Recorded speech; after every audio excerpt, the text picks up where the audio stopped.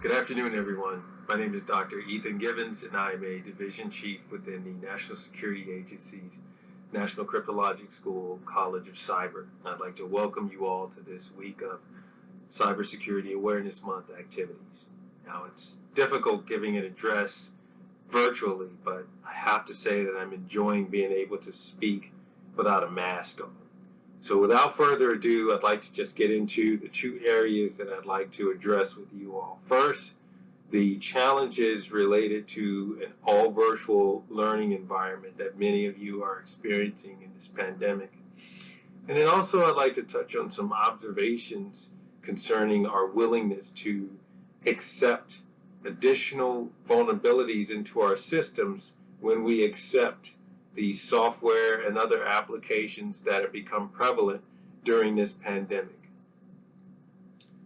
Now, I understand and acknowledge that in many cases, a lot of you would not choose an all virtual learning environment if you could choose. But for people like me who took their first synchronous virtual class back in 2006, I'm very comfortable in a virtual environment, and in fact, that's the method of delivery that I prefer. But consider this.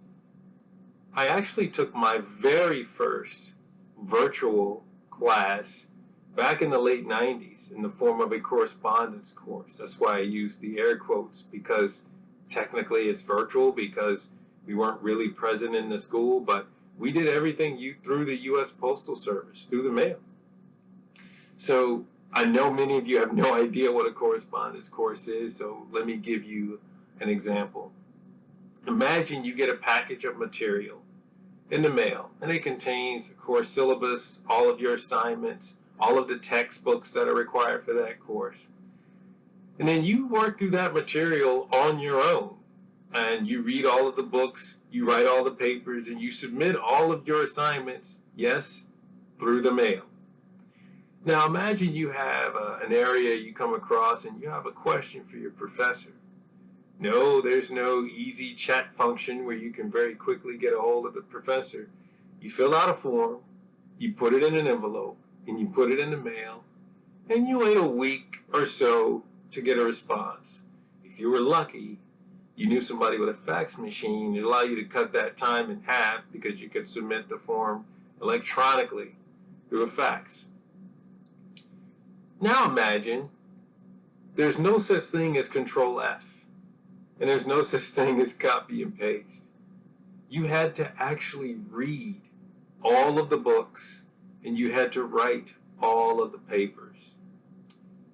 Now also imagine that there's no such thing as Google or Alexa or Siri, where you can have access to the exact content you need at the exact moment that you need it.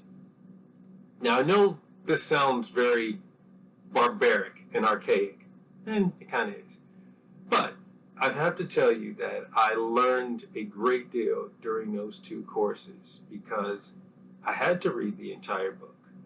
I wrote and rewrote numerous papers because, again, I was using a Brother typewriter. Brother's the brand, for those of you who aren't familiar with typewriters, and I actually had a pretty high speed one because I had a correction ribbon on mine. So when you put that amount of time and effort and you remove any shortcuts, your ability to do a Control F and find something quickly. I spent a lot of time in those courses, and I learned a lot of material that I honestly likely would not have learned if I pursued that training in a different format. So now that you understand what a correspondence course is, this virtual environment that you have probably isn't looking too bad. You have access to a lot of subject matter experts really at your fingertips. In this day, many of the subject matter experts who are at the top of the cybersecurity field have a permanent presence on the internet. You can submit a question to a blog and potentially get answers from experts from around the world within an hour. So I would encourage you to take advantage of the technology that is available to you, even though this may not be your preferred method of delivery.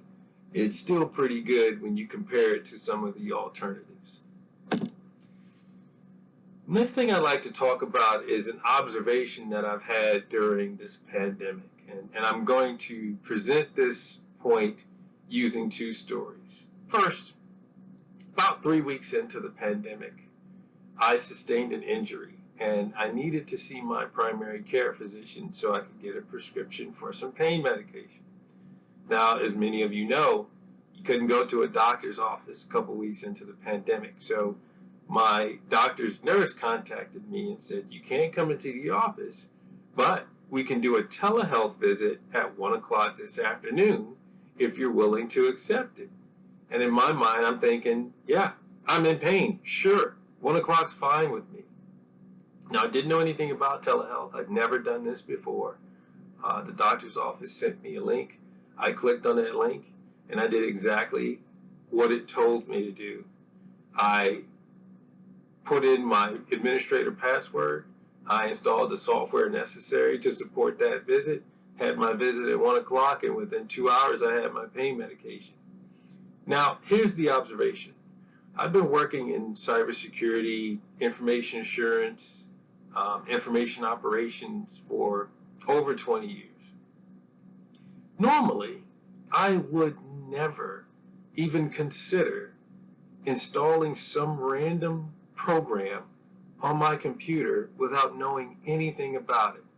I knew nothing about the permissions necessary. I knew nothing about the author. I knew nothing about how the software works. And honestly, I didn't even ask.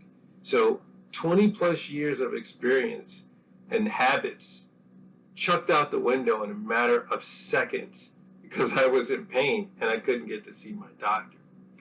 In addition to my experience with my medical professional, a few weeks in, we were also restricted from coming into our offices to work, so we had to work from home. Well, because of my position, I do a lot of work with agencies outside of the national security agencies and organizations across the national security agency. So as I began to participate in virtual meetings every day, I noticed that each organization tended to use a different hosting platform. One organization was using Zoom. Another organization's using Microsoft Teams. Another organization was using Blackboard. And yet another one was using a Cisco DoD product. And again, same thing happened with my medical appointment. Normally, I would never consider just installing some random system or application on my system. But in this case, I had a meeting tomorrow. I got the meeting invite. I installed the software or the application, whichever was required, and I attended my meeting. So it seems that in the pandemic, somebody like myself who has developed numerous cybersecurity habits over my career working in this field, just immediately threw those things out of the window in order to accept the assistive technology that I needed to continue to function in this pandemic. Now, I would like to share that even though I completely violated all of my normal procedures, I do have a device that I call my throwaway device, meaning it's a fairly inexpensive laptop that's backed up on an external USB hard drive. So if something were to happen to this device and I couldn't recover it, I simply would throw it away and get another one. I do also have a very consistent habit of keeping my systems patched up to date, and I also keep my virus definitions up to date. So when you think of the concept of layered security, that's what we're talking about. That's a defense in depth, meaning even if I fail to do one aspect of my security procedures, I should have these other procedures that can kind of pick up the slack, so to speak.